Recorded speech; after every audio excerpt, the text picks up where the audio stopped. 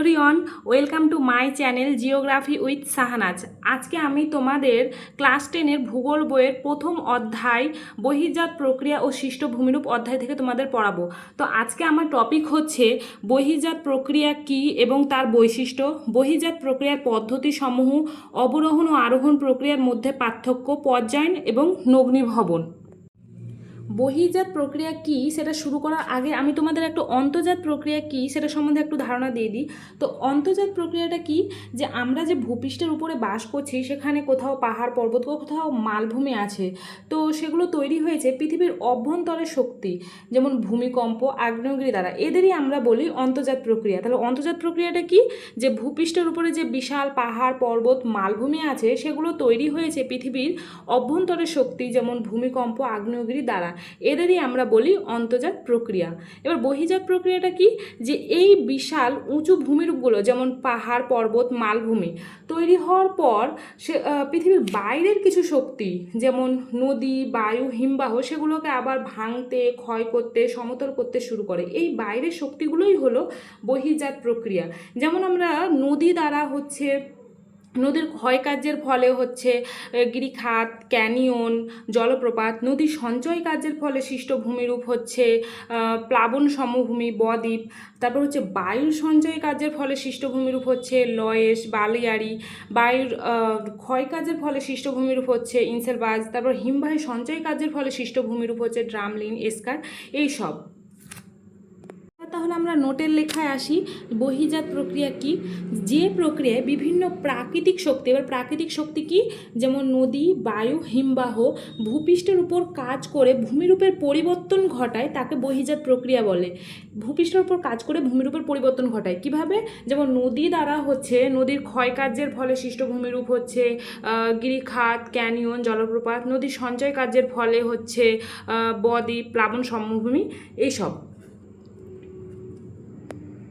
বৈশিষ্ট্য, বহির্জাত প্রক্রিয়ার বৈশিষ্ট্যগুলি হলো শক্তির উৎস, বিভিন্ন প্রাকৃতিক শক্তি দ্বারা এটি সংঘটিত হয়। তাহলে বহির্জাত প্রক্রিয়া হচ্ছে বিভিন্ন প্রাকৃতিক শক্তি দ্বারা সংঘটিত হয়। প্রাকৃতিক শক্তি কি, যেমন নদী, বায়ু, হিমবাহ দ্বারা বহির্জাত প্রক্রিয়া সংঘটিত হয়। বহির্জাত প্রক্রিয়ার শক্তির মূল উৎস হচ্ছে সূর্য। তাহলে বহির্জাত প্রক্রিয়ার শক্তির মূল উৎস কি, সূর্য। মূল কাজ, ক্ষয় ও সঞ্চয়। তাহলে বহির্জাত প্রক্রিয়ার মূল কাজ হচ্ছে কি, ক্ষয় ও সঞ্চয় করা। এখানে অবরোহণটা কি, যে প্রক্রিয়ায় কোনো উঁচু ভূমিরূপ ক্ষয় হয়ে নিচু হতে থাকে সেটা হচ্ছে অবরোহণ প্রক্রিয়া। অবরোহণ ও আরোহণ প্রক্রিয়া সম্বন্ধে আমি পরে বিস্তারিত আলোচনা করেছি। তো এখন পরের পয়েন্টে আসা যাক। লক্ষ্য, লক্ষ্য কি, যে ভূমিরূপের সমতা আনয়ন ও পর্যায়ন ঘটানোই হচ্ছে বহির্জাত প্রক্রিয়ার লক্ষ্য। তাহলে ভূমিরূপের মধ্যে সমতা নিয়ে আসাই হচ্ছে কি বহির্জাত প্রক্রিয়ার লক্ষ্য। এবার চলে আসি গতি। প্রক্রিয়াটি সাধারণত ধীর গতিতে দীর্ঘ সময় ধরে চলে। তাহলে বহির্জাত প্রক্রিয়া হচ্ছে যে ধীর গতিতে দীর্ঘ সময় ধরে চলে। দেখো আমরা জানি যে বহির্জাত প্রক্রিয়ার মূল কাজ হচ্ছে ক্ষয় ও সঞ্চয় করা। যেমন হচ্ছে যে নদীর ক্ষয় কার্যের ফলে সৃষ্ট ভূমিরূপ হচ্ছে গিরিখাত, ক্যানিয়ন, সেগুলো তো একদিনেই বা এক রাতেই তৈরি হয়ে যায়নি, সেগুলো তৈরি হতে বহু বছর সময় লেগেছে। তো এখানে সেটাই বলেছে যে প্রক্রিয়াটি সাধারণত ধীর গতিতে দীর্ঘ সময় ধরে চলে। প্রক্রিয়া, এই প্রক্রিয়াটি তিনটি পদ্ধতির মাধ্যমে সম্পূর্ণ হয়, যথা অবরোহণ, আরোহণ এবং জৈবিক প্রক্রিয়া। তাহলে বহির্জাত প্রক্রিয়া হচ্ছে তিনটি পদ্ধতির মাধ্যমে সম্পূর্ণ হয়। কি কি, অবরোহণ, আরোহণ এবং জৈবিক প্রক্রিয়া। তাহলে বহির্জাত প্রক্রিয়ার বৈশিষ্ট্য কি কি, শক্তির উৎস, মূল কাজ, লক্ষ্য, গতি এবং প্রক্রিয়া। বহির্জাত প্রক্রিয়ার পদ্ধতি সমূহ। তাহলে এতক্ষণ আমরা পড়ছিলাম যে বহির্জাত প্রক্রিয়া কি, বহির্জাত প্রক্রিয়ার বৈশিষ্ট্য। এবার চলে আসি বহির্জাত প্রক্রিয়ার পদ্ধতি সমূহতে। বহির্জাত প্রক্রিয়া তিনটি পদ্ধতির মাধ্যমে সম্পূর্ণ হয়। কি কি, অবরোহণ প্রক্রিয়া, আরোহণ প্রক্রিয়া আর জৈবিক প্রক্রিয়া। অবরোহণ প্রক্রিয়া, অবরোহণ প্রক্রিয়াটা কি, অবরোহণ বা ডিগ্রেডেশন কথার অর্থ হলো কোনো ভূমিরূপের উচ্চতা হ্রাস পাওয়া। যে প্রক্রিয়ায় প্রাকৃতিক শক্তি, প্রাকৃতিক শক্তিটা কি, যেমন নদী, বায়ু, হিমবাহ দ্বারা উঁচু ভূমিরূপগুলি ক্ষয় হয়ে নিচু হতে থাকে, সেটাই হচ্ছে কি অবরোহণ প্রক্রিয়া, যেমন গৌড়, ইনসেলবাজ সৃষ্টি। তো অবরোহণ প্রক্রিয়াটা একটু ছবির মাধ্যমে আমরা একটু বুঝে নিই। এই যে প্রথমে পাহাড়টা এতটা উচ্চতায় ছিল, এখন সেটা ক্ষয় পেয়ে পেয়ে সেটা এতটাই চলে এসেছে। প্রথমে এতটা ছিল, সেটা ক্ষয় হয়ে হয়ে এতটাই চলে এসেছে। তো এটাই হচ্ছে অবরোহণ প্রক্রিয়া। তাহলে কি অবরোহণ প্রক্রিয়াটা কি? যে প্রক্রিয়ায় প্রাকৃতিক শক্তি যেমন নদী, বায়ু, হিমবাহ দ্বারা কোনো উঁচু ভূমিরূপ ক্ষয় পেয়ে পেয়ে নিচু হতে থাকে, সেটাই হচ্ছে অবরোহণ প্রক্রিয়া।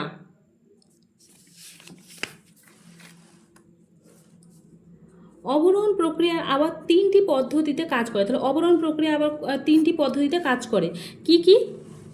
আবহ বিকার, পুঞ্জিত ক্ষয় আর ক্ষয়ীভবন। আবহ বিকার কি? আবহাওয়ার বিভিন্ন উপাদান যেমন উষ্ণতা, বৃষ্টিপাত, আর্দ্রতা দ্বারা ভূপৃষ্ঠের কোনো স্থানে শিলাসমূহ চূর্ণ বিচূর্ণ হওয়ার প্রক্রিয়াকেই বলছে আবহ বিকার। তাহলে ভূপৃষ্ঠের কোনো স্থানের শিলা, দেখো ধরে নাও এখানে ভূপৃষ্ঠের কোনো স্থানের শিলা আবহাওয়ার বিভিন্ন উপাদান যেমন উষ্ণতা, বৃষ্টিপাত, আর্দ্রতা, এখানে আমি উষ্ণতাই ধরলাম, আবহাওয়ার বিভিন্ন উপাদান দ্বারা ভূপৃষ্ঠের কোনো স্থানের শিলা চূর্ণ বিচূর্ণ হয়ে সেই স্থানেই পড়ে থাকাকে বলে আবহ বিকার। সেই স্থানেই পড়ে থাকাকে কি বলে? আবহ বিকার। তাহলে আবহ বিকার কাকে বলে? যে আবহাওয়ার বিভিন্ন উপাদান যেমন উষ্ণতা, বৃষ্টিপাত, আর্দ্রতা দ্বারা কোনো স্থানের শিলাসমূহ চূর্ণ বিচূর্ণ হয়ে সেই স্থানেই পড়ে থাকাকে বলে আবহ বিকার। আবহ বিকার একটি স্থিতিশীল প্রক্রিয়া। আবহ বিকার একটি স্থিতিশীল প্রক্রিয়া কেন? কারণ যে শিলা চূর্ণ বিচূর্ণ হয়ে সেই স্থানেই পড়ে থাকে, সেই জন্য আবহ বিকারকে স্থিতিশীল প্রক্রিয়া বলা হয়। আবহ বিকার যান্ত্রিক, রাসায়নিক এবং জৈবিক পদ্ধতিতে সম্পূর্ণ হয়। তাহলে আবহ বিকার আবার 3টি পদ্ধতিতে সম্পূর্ণ হয়, যান্ত্রিক, রাসায়নিক আর জৈবিক পদ্ধতিতে। যান্ত্রিক পদ্ধতিতে হচ্ছে যে উষ্ণতার ফলে হয়, এটা বিশেষত হচ্ছে মরু অঞ্চলে বিশেষ করে দেখা যায়। মরু অঞ্চলে স্বল্পমোচন, এই যে পেঁয়াজের খোসার মতো তোমরা শুনেছো, সেটা হচ্ছে যান্ত্রিক আবহ বিকার। রাসায়নিক আবহ বিকার সেটা হচ্ছে বৃষ্টিপাতযুক্ত অঞ্চলে বেশি হয়, যেমন ভারতের ক্ষেত্রে মেঘালয় রাজ্যের মৌসিনরাম ও চেরাপুঞ্জি অঞ্চলে এটি দেখা যায় বিশেষ করে।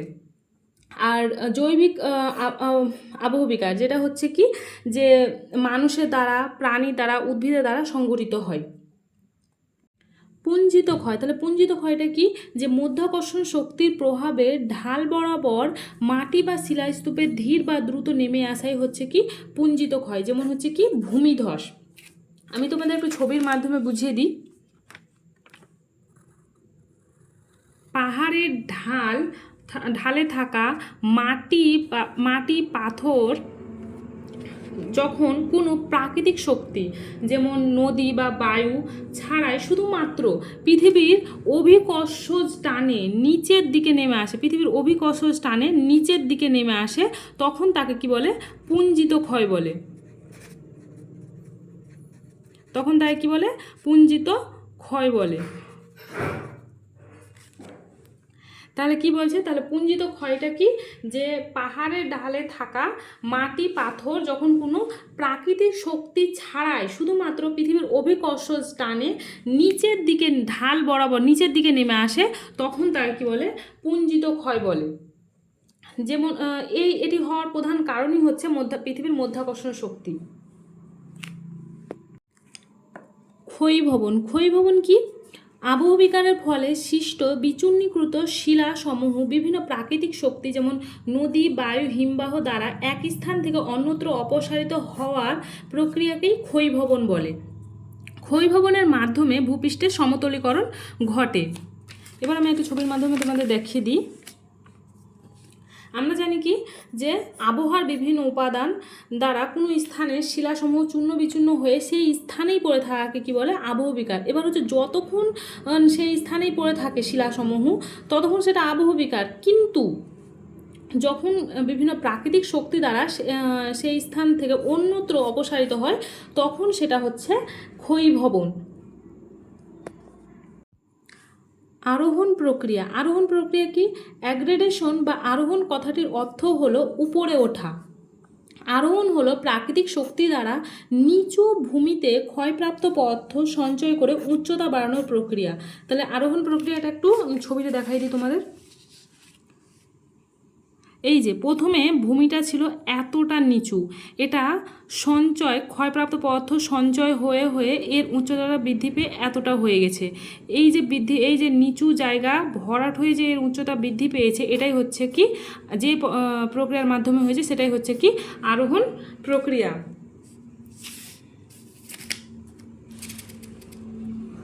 এই যে তাহলে আরোহণ প্রক্রিয়াটা কি, যে প্রাকৃতিক শক্তি যেমন নদী বা বাতাস দ্বারা বয়ে আনা পলি বালি বা মাটি যখন কোনো নিচু জায়গায় জমা হয়ে সেই জায়গাটিকে উঁচু করে দেয় তাকে কি বলে, আরোহণ বলে। তাহলে এই যে নিচু জায়গা, এই যে প্রথমে এতটা নিচু ছিল, এটা হচ্ছে বিভিন্ন ক্ষয়প্রাপ্ত পদার্থ সঞ্চয় হয়ে হয়ে এর উচ্চতাটা এতটা বৃদ্ধি পেয়েছে, এটা যে প্রক্রিয়ার মাধ্যমে হয়েছে সেটাই হচ্ছে আরোহণ প্রক্রিয়া। সেটাই কি আরোহণ প্রক্রিয়া। পর্যায়িত ভূমি কি, যখন অবরোহণ ও আরোহণ প্রক্রিয়া দীর্ঘ সময় ধরে চলতে চলতে এমন একটি ভারসাম্যে এসে পৌঁছায় যেখানে আর ক্ষয় বা সঞ্চয় না হয়ে ভূপৃষ্ঠ প্রায় সমতল বা একটি নির্দিষ্ট সাধারণ ঢাল বজায় রাখে, তখন সেই অবস্থাটাকেই কি বলে, পর্যায়িত ভূমি বলে। তাহলে পর্যায়িত ভূমি কি, তাহলে এক কথায় যদি বলতে যাই তো তাহলে কোনো অসমতল ভূমিভাগ যখন ক্ষয় এবং সঞ্চয় কাজের মাধ্যমে সমতলে পরিণত হয় তখন তাকে পর্যায়িত ভূমি বলে। জৈবিক প্রক্রিয়া কি, যে উদ্ভিদ প্রাণী এবং মনুষ্য দ্বারা শিলাসমূহের ক্ষয় হয়। কিভাবে শিলার ক্ষয় হয়, যেমন উদ্ভিদ দ্বারা হচ্ছে গাছের শিকড় যখন শিলার ফাটলে প্রবেশ করে তখন শিকড় বড় হওয়ার সাথে সাথে শিলার উপর চাপ সৃষ্টি করে, এর ফলে শিলা আলগা হয়ে যায়। প্রাণী দ্বারা কিভাবে, যেমন ইঁদুর, কেঁচো, খরগোশ মাটির মধ্যে গর্ত করে শিলাকে আলগা করে দেয়। মনুষ্য দ্বারা কিভাবে, মানুষের দ্বারা হচ্ছে কি খনন কার্য, বাঁধ নির্মাণ, এইসব। তাহলে কি বলছে, যে উদ্ভিদ প্রাণী এবং মনুষ্য দ্বারা শিলাসমূহের ক্ষয় হয় এবং ক্ষয়জাত পদার্থের অপসারণ বা সঞ্চয় হয়ে কোনো স্থানের উচ্চতা হ্রাস বা বৃদ্ধি পাওয়াকেই কি বলে, জৈবিক প্রক্রিয়া বলে। তাহলে জৈবিক প্রক্রিয়া কাকে বলে, যে উদ্ভিদ প্রাণী এবং মানুষের কার্যাবলীর ফলে যখন কোনো স্থানের উচ্চতা কমে বা বাড়ে, যখন কোনো স্থানের উচ্চতা কমে বা উচ্চতা হচ্ছে কি বাড়ে, তখন তাকে কি বলে, জৈবিক প্রক্রিয়া বলে। জৈবিক প্রক্রিয়া। অবরোহণ ও আরোহণ প্রক্রিয়ার মধ্যে পার্থক্য, ভেরি ইম্পর্টেন্ট একটা কোশ্চিন। তো শুরু করা যাক তাহলে। বিষয় অবরোহণ আরোহণ প্রক্রিয়া। কেসে সংজ্ঞা, যে প্রক্রিয়ায় প্রাকৃতিক শক্তি দ্বারা উঁচু ভূমিরূপগুলি ক্ষয় হয়ে নিচু হতে থাকে সেটা হচ্ছে কি অবরোহণ প্রক্রিয়া। যেমন আমি একটা ছবিটাতে বুঝিয়ে দিচ্ছি তোমাদের। এই যে দেখো, প্রথমে ভূমিটা এতটা উঁচু ছিল, যে প্রক্রিয়ায় উঁচু ভূমিরূপ ক্ষয় হয়ে নিচু হতে থাকে সেটা হচ্ছে কি অবরোহণ প্রক্রিয়া। এবার হচ্ছে আরোহণ প্রক্রিয়াটা কি, আরোহণ হলো প্রাকৃতিক শক্তি কি, যেমন নদী, বায়ু, হিমবাহ দ্বারা নিচু ভূমিতে ক্ষয়প্রাপ্ত পদার্থ সঞ্চয় করে উচ্চতা বাড়ানোর প্রক্রিয়াই হচ্ছে কি আরোহণ প্রক্রিয়া। এই যেমন দেখো, নিচু ভূমিতে এতটা নিচু আছে, নিচু ভূমিতে ক্ষয়প্রাপ্ত পদার্থ সঞ্চয় হয়ে উচ্চতা বাড়ানোর প্রক্রিয়াটাই হচ্ছে কি আরোহণ প্রক্রিয়া। উচ্চতা, এই প্রক্রিয়ায় ভূমির উচ্চতা হ্রাস পায়। তাহলে অবরোহণ প্রক্রিয়ায় হচ্ছে কি ভূমির উচ্চতা হ্রাস পায়, আর আরোহণ প্রক্রিয়া কি, এই প্রক্রিয়ায় ভূমির উচ্চতা বৃদ্ধি পায়। যেমন আমি একটা ছবির মাধ্যমে তোমাদের দেখিয়ে দিচ্ছি। দেখো, প্রথমে ভূমিটা এতটা উঁচু ছিল, এখন সেটা ক্ষয় পেয়ে এতটা হয়ে গিয়েছে, তো এর উচ্চতাটা এতটা কমেছে।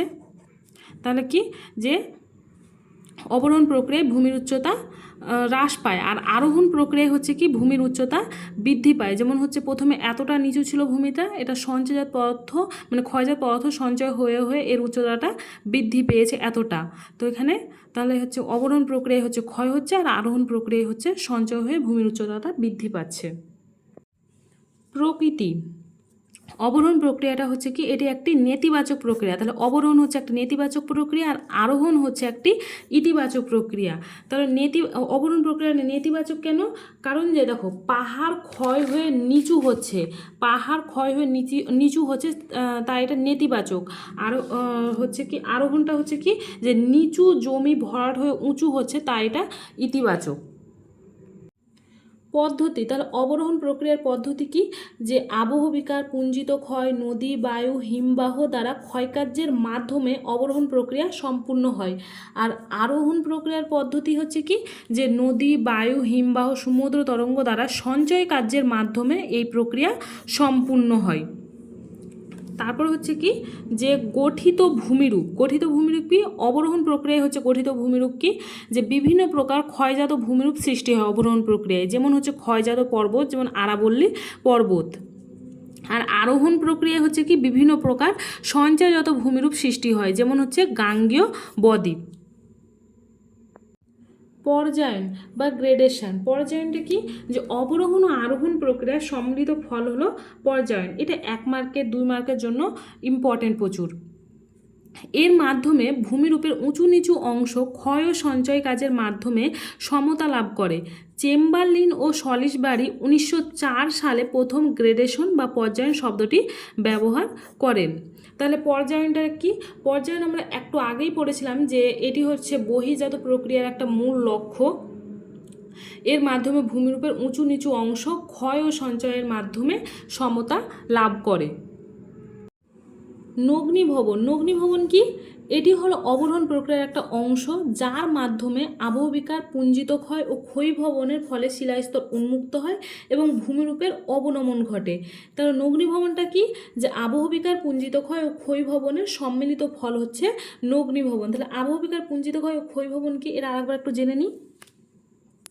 তাহলে আবহবিকারটা কি, আবহাওয়ার বিভিন্ন উপাদান যেমন উষ্ণতা আর্দ্রতা বৃষ্টিপাত দ্বারা কোনো স্থানের শিলা সমূহ চূর্ণ বিচূর্ণ হয়ে সেই স্থানেই পড়ে থাকাকে কি বলে, আবহবিকার। এবার হচ্ছে যতক্ষণ সেই স্থানে পড়ে থাকে সেটা হচ্ছে আবহবিকার, কিন্তু যখন সেটা মধ্যাকর্ষণ শক্তির প্রভাবে পাহাড়ের ঢাল বেয়ে নিচে নেমে আসে তখন সেটা হচ্ছে কি, পুঞ্জিত ক্ষয়। তখন সেটার নাম কি, পুঞ্জিত ক্ষয়।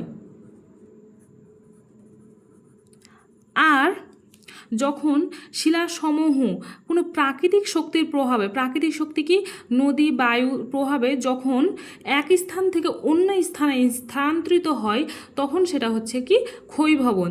তাহলে কি বলছে, যে যদি শিলাসমূহ সেই স্থানে পড়ে থাকে তাহলে সেটা আবহবিকার, এবং হচ্ছে যদি সেটা মধ্যাকর্ষণ শক্তির প্রভাবে পাহাড়ের ঢাল বেয়ে নিচের দিকে নেমে আসে তাহলে সেটা পুঞ্জিত ক্ষয়। আর যদি কোনো প্রাকৃতিক শক্তির দ্বারা সেটা এক স্থান থেকে অন্য স্থানে স্থানান্তরিত হয় তাহলে সেটা হচ্ছে কি, ক্ষয়ীভবন। তো এই ছিল আজকের ক্লাস। আশা করি ভিডিওটি আপনাদের ভালো লেগেছে। ভালো লাগলে লাইক দেবেন এবং কোনো প্রশ্ন থাকলে কমেন্টে জানাবেন। ভূগোলের এমন আরও ভিডিও পেতে চ্যানেলটি সাবস্ক্রাইব করে রাখুন। দেখা হচ্ছে পরের ভিডিওতে। ধন্যবাদ।